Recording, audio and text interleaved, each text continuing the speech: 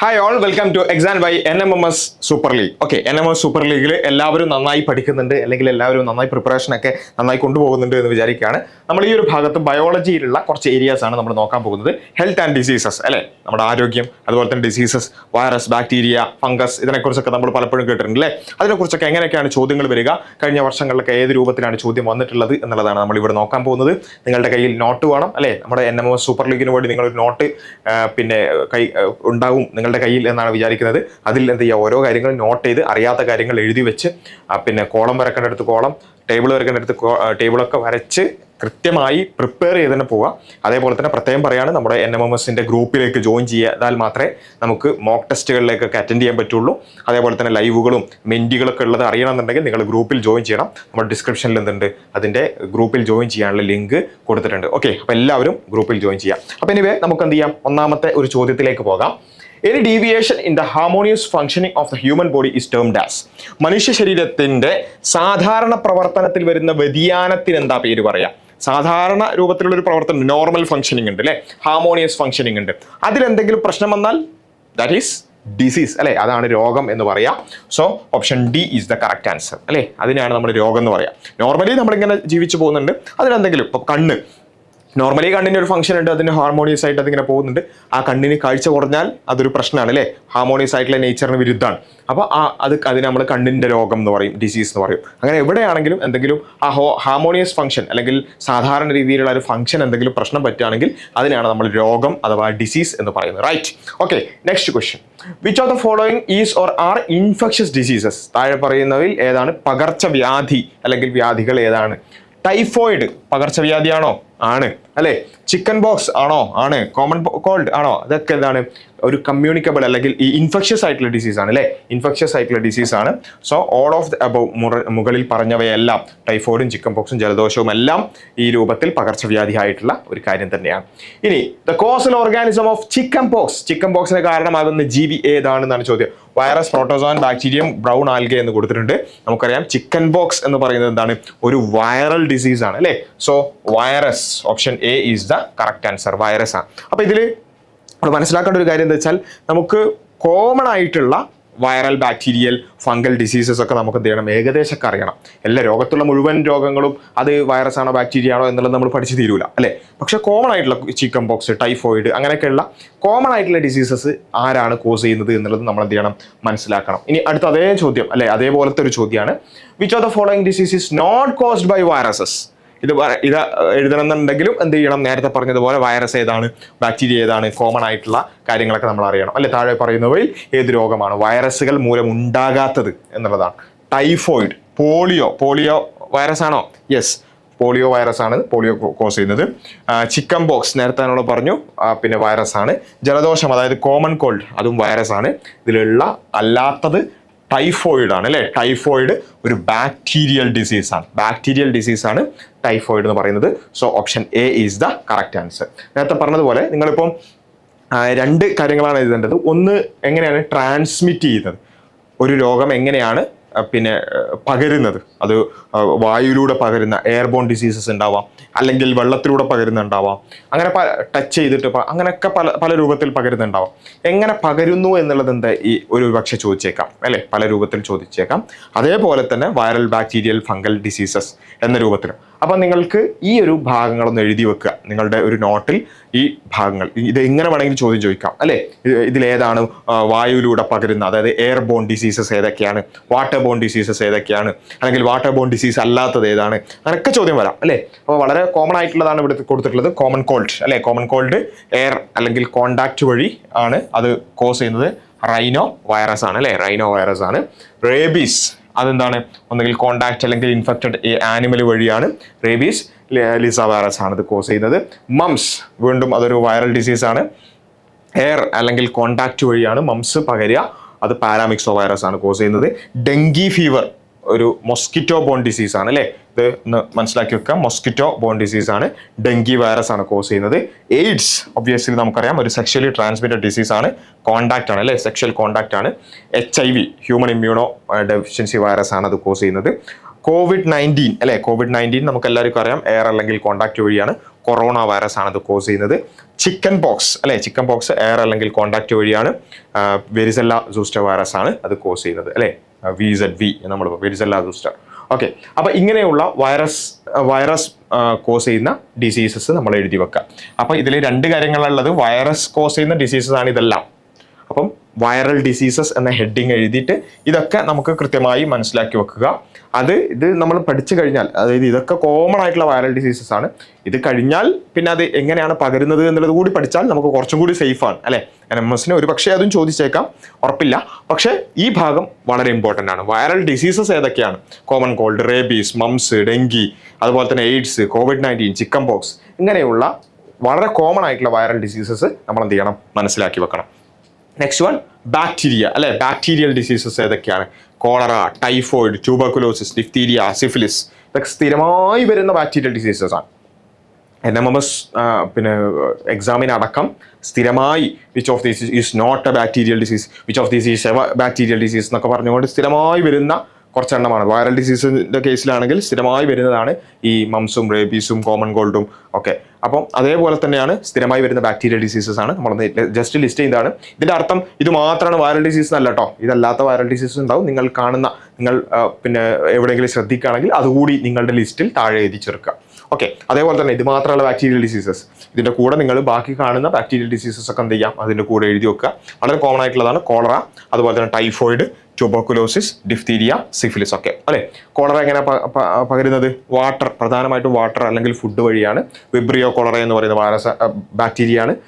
Typhoid water വഴിയാണ് പിന്നെ പകരുക. സാൽമണല്ല ടൈഫെ എന്ന് പറയുന്ന ഒരു ബാക്ടീരിയയാണ് അത് കോസ് ചെയ്യുന്നത്. ട്യൂബർകുലോസിസ് ഒബ്വിയസ്ലി എയർ അല്ലെ, നമ്മുടെ ലങ്സിനെ ബാധിക്കുന്ന ഒരു ഡിസീസാണ് ട്യൂബർകുലോസിസ്. പ്രൈമറിലി ലങ്സിനെ ബാധിക്കുന്ന ഒരു ഡിസീസാണ്. സോ എയർ വഴിയാണ്. മൈക്കോബാക്ടീരിയം ട്യൂബർകുലോസിസ് എന്നുള്ള ബാക്ടീരിയയാണ്. ഡിഫ്തീരിയ എയർ ആണ്. കൊറൈൻ ബാക്ടീരിയ ഡിഫ്തീരിയ എന്ന് പറയുന്ന ബാക്ടീരിയയാണ്. സിഫിലിസ് ഒരു ഡയറക്റ്റ് കോണ്ടാക്റ്റീവ് ആണ്. ട്രിപ്പോണിമ പാലിഡം എന്ന് പറയുന്ന ബാക്ടീരിയ. ഓക്കെ, അപ്പോൾ ബാക്ടീരിയ ഡിസീസസും അത്യാവശ്യമൊക്കെ നമ്മൾ പഠിച്ചു. ഇനി പ്രോട്ടോസോവൽ ഡിസീസസിൽ ഏറ്റവും പ്രധാനപ്പെട്ടതാണ് മലേറിയ. വളരെ ഇമ്പോർട്ടൻ്റ് ആണ്. മലേറിയ ആണ് ഒരു പ്രധാനപ്പെട്ട പ്രോട്ടോസോവൽ ഡിസീസസ്. അതുപോലെ തന്നെ ഇടയ്ക്കിടയ്ക്ക് വരാറുള്ള ഒരു കാര്യമാണ് അമീബിയാസിസ് എന്ന് പറയുന്നത് അല്ലേ. മലേറിയ പ്രോട്ടോസോവൽ ഡിസീസസ് ആണെന്ന് ഉറപ്പിച്ച് വെക്കുക. ആ മലേറിയയുടെ കോസേറ്റീവ് ഓർഗാനിസം ഏതാണ് എന്ന് ചോദിക്കുമ്പോൾ ഒരിക്കലും മൊസ്കിറ്റോൻ്റെ പേര് എഴുതരുത്. അതാണ് എനിക്ക് ഏറ്റവും പ്രധാനമായിട്ട് പറയാനുള്ളത്. ഫീമെയിൽ അനോഫിലസ് മൊസ്കിറ്റോ എന്നുള്ളത് അതെന്താണ്? അതിൻ്റെ മോഡ് ഓഫ് ട്രാൻസ്മിഷനാണ്, അതിൻ്റെ കാരിയറാണ്, വെക്ടറാണ്. ഒരിക്കലും അതിൻ്റെ കോസേറ്റീവ് ഓർഗാനിസം അല്ല. ഇത് പല ആളുകളും തെറ്റിക്കാറുണ്ട്. ഏതാണ് മലേറിയയുടെ കോസേറ്റീവ് ഓർഗാനിസം എന്ന് ചോദിക്കുമ്പോൾ മൊസ്കിറ്റോ എന്നൊക്കെ കൊടുത്താൽ നേരെ അത് മാർക്ക് ചെയ്യുന്ന ആൾക്കാരുണ്ട്. ഒരിക്കലും കോസേറ്റീവ് ഓർഗാനിസം മൊസ്കിറ്റോ അല്ല, അത് രോഗവാഹിനിയാണ് അല്ലേ. അതായത് ആ കാരിയറായിട്ട് കൊണ്ടുവരുന്ന ആൾ മാത്രമാണ് മൊസ്കിറ്റോ എന്ന് പറയുന്നത്. പിന്നെ ഇതിൻ്റെ കോസേറ്റീവ് ഓർഗാനിസം എന്ന് പറഞ്ഞാൽ പ്ലാസ്മോഡിയം എന്ന് പറയുന്ന പ്രോട്ടോസോയാണ്. അതിൽ ഏറ്റവും പ്രധാനമായിട്ട് പ്ലാസ്മോഡിയം മലേറിയ എന്ന് പറയും, അല്ലെങ്കിൽ പ്ലാസ്മോഡിയം വോൾവാക്സ്, അല്ലെങ്കിൽ അതുപോലെ തന്നെ ഫാൽസിപാരം എന്നൊക്കെ പറയുന്ന പലതരത്തിലുള്ള പ്ലാസ്മോഡിയങ്ങളുണ്ട്. പിന്നെ പ്ലാസ്മോഡിയം എന്ന് പറയുന്ന പ്രോട്ടോസോയാണ് മലേറിയ കോസ് ചെയ്യുന്നത്. അമീബിയാസിസ് ആണെങ്കിൽ ഫുഡ് അല്ലെങ്കിൽ വാട്ടർ വഴി. ഇതൊരു പക്ഷേ ഈ പ്രാവശ്യം ചോദിക്കാൻ സാധ്യത കൂടുതലാണ്. അതൊന്ന് എല്ലാവരും ഒന്ന് നോട്ട് ചെയ്ത് വെക്കുക. വളരെ ഇമ്പോർട്ടൻ്റ് ആയിട്ട് നിങ്ങൾ നോട്ട് ചെയ്യേണ്ട കാര്യമാണ്. കാരണം ഇപ്പോൾ അമീബിയാസിസുമായി ബന്ധപ്പെട്ടുകൊണ്ടുള്ള കേസസ് ഇപ്പോൾ നമ്മളുടെ കേരളത്തിൽ കൂടുതലായിട്ട് റിപ്പോർട്ട് ചെയ്യപ്പെടുന്നുണ്ട് അല്ലേ.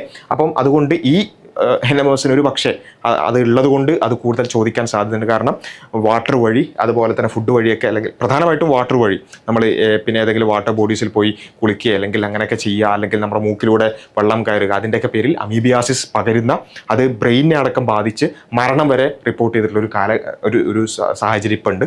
അതുകൊണ്ട് ഒരു പക്ഷേ അമീബിയാസിസ് ചോദിക്കാനും മതി. ഓക്കെ, അപ്പോൾ അതുകൊണ്ട് കൃത്യമായിട്ട് മനസ്സിലാക്കുക അമീബിയാസിസ് എങ്ങനെയാണ് ട്രാൻസ്മിറ്റ് ചെയ്യുന്നത്. പ്രധാനമായിട്ടും വാട്ടർ അല്ലേ, ഇപ്പം പ്രധാനമായിട്ടും വാട്ടർ വഴി തന്നെയാണ്. അതുപോലെ തന്നെ ഫുഡ് വഴിയും അമീബിയാസിസ് വരാം. അപ്പോൾ വാട്ടർ നമ്മുടെ മൂക്ക് വഴിയൊക്കെ കയറി അങ്ങനെയാണ് എന്ത് ചെയ്യുന്നത്, അമീബ നമ്മുടെ ഉള്ളിലേക്ക് കയറി. എൻഡമീബ ഹിസ്റ്റോലിറ്റിക്ക എന്ന് പറയുന്ന പിന്നെ അമീബയാണ് എന്ത് ചെയ്യുന്നത്, ഈ അമീബിയാസിസ് കോസ് ചെയ്യുന്നത്. ഓക്കെ, അപ്പോൾ ഈ ഒരു ഭാഗം ഇപ്രാവശ്യം ആയതുകൊണ്ട് ഇത് പ്രത്യേകം ശ്രദ്ധിക്കുക കേട്ടോ. ഇത് ചോദിക്കാൻ സാധ്യതയുണ്ട്, ഒരു പക്ഷേ ചോദിച്ചേക്കാം എന്ന് തന്നെ നമ്മൾ കാണണം. അതൊന്ന് സാധാരണ ശ്രദ്ധിക്കാത്തതായതുകൊണ്ടാണ് ഇത് പ്രത്യേകം പറയുന്നത്. ഓക്കെ, പിന്നെ ഫംഗസ് ആണെങ്കിൽ പിന്നെ റിംഗ് വോം, അതുപോലെ തന്നെ അത്ലറ്റ്സ് ഫുട്ടാണ് ഏറ്റവും ഫ്രീക്വൻ്റ് ആയിട്ട് ചോദിക്കാറുള്ളത്. രണ്ടും ഇൻഡയറക്റ്റ് അല്ലെങ്കിൽ ഡയറക്റ്റ് കോണ്ടാക്റ്റ് വഴി തന്നെയാണ് ഫംഗൽ ഇൻഫെക്ഷൻസ് ഉണ്ടാവാറുള്ളത്. Okay, next question.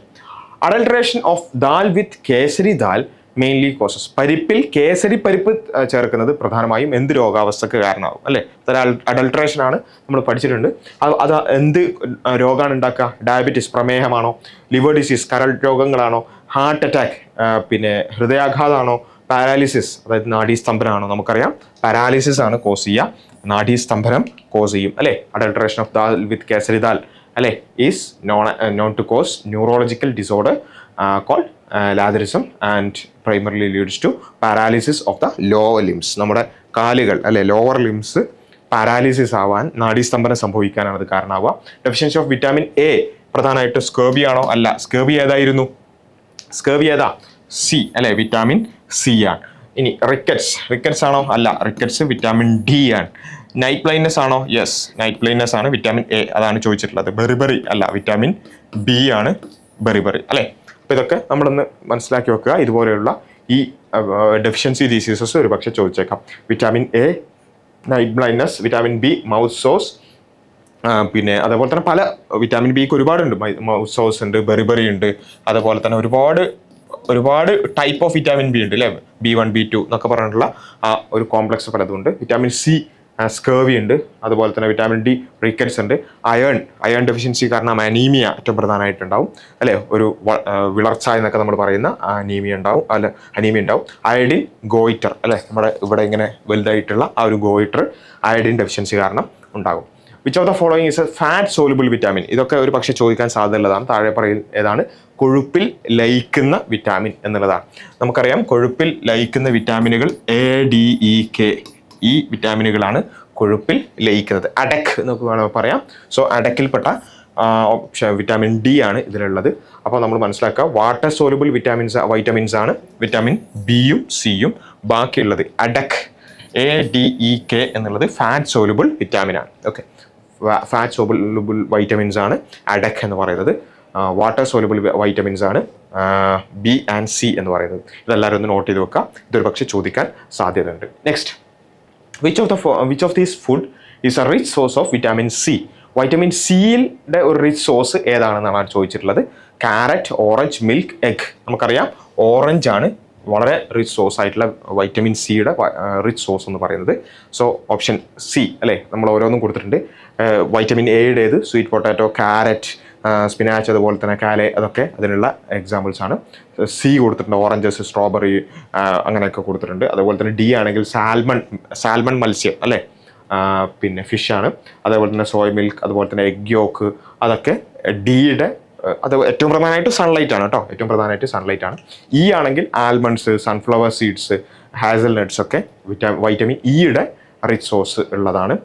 കെ ആണെങ്കിൽ ബേസിൽ ലീവ്സ്, അതുപോലെ തന്നെ ആസ്പരാഗസ്, പിന്നെ പാസ്ലി, അങ്ങനെയുള്ള പലതും ഉണ്ട്. വൈറ്റമിൻ B12 ആണെങ്കിൽ എഗ്ഗ്, മിൽക്ക്, യോഗട്ട്, അതുപോലെ തന്നെ ബീഫ് ലിവർ ഒക്കെ B12ൻ്റെ റിച്ച് സോഴ്സുകളാണ്. ORS സ്റ്റാൻഡ് ഫോർ നമുക്കറിയാം ഓറൽ റീഹൈഡ്രേഷൻ അല്ലേ? Rehydration solution. അപ്പോൾ ഇങ്ങനെയുള്ള ഇതൊക്കെ നമുക്ക് പൊതുവെ കേട്ട് പരിചയമുള്ളതൊക്കെ തന്നെയാണ്. ഇതുപോലെയുള്ള ഒരുപാട് പ്രധാനമായിട്ട് നമ്മൾ പഠിച്ചത് ഡെഫിഷ്യൻസി ഡിസീസസ് നമ്മൾ നോക്കി. Viral, fungal and bacterial diseases, protozoal diseases, ഇങ്ങനെയുള്ള കാര്യങ്ങളൊക്കെ നമ്മൾ നോക്കിയിട്ടുണ്ട്. ഇതുപോലെയുള്ള diseases and micro organism related ആയിട്ടുള്ള കൂടുതൽ ക്വസ്റ്റ്യൻസ് കൂടി ചെയ്ത് നോക്കുക. മോക്ക് ടെസ്റ്റ് നിർബന്ധമായിട്ട് അറ്റൻഡ് ചെയ്യുക. നമ്മുടെ ഡിസ്ക്രിപ്ഷനിലുള്ള ലിങ്ക് വഴി നിങ്ങൾ എന്തായാലും ഗ്രൂപ്പിൽ ജോയിൻ ചെയ്യുക. ഓക്കെ, ഇത്രയും കാര്യങ്ങൾ എല്ലാവരും ശ്രദ്ധിക്കുക. എല്ലാവരും നന്നായി പ്രിപ്പയർ ചെയ്യുക. NMMS നമുക്ക് നേടിയെടുത്തേ തീരുള്ളൂ. Okay, all the best for your exams. Thank U.